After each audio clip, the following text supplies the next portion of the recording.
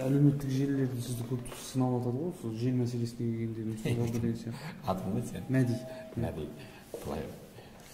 Бұл қашан басталды? Заң қашан қабылданды? Ең бірінші 2003 жылы қабылданды. Одан кейін 2015 жылдың қарашасында қабылданды. Өзгерістер мен толықтырулар енгізілді.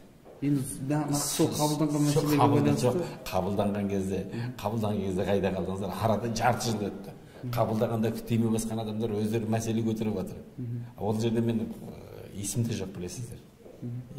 Енді жақсы, мен елімнің, қазағымның, қандастарымның маған ерекше осыншама шүйлігуінде әргі позициямды біліп тұрғандықтан айтылып отқан нәрсе ғой.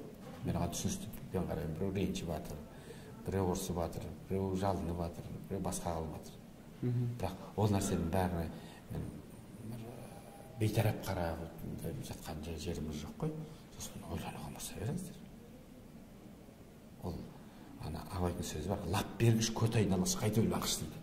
Лап беріп, қайтадан ойланып, өйтетін нәрсе емес, өте нәзік нәрсе.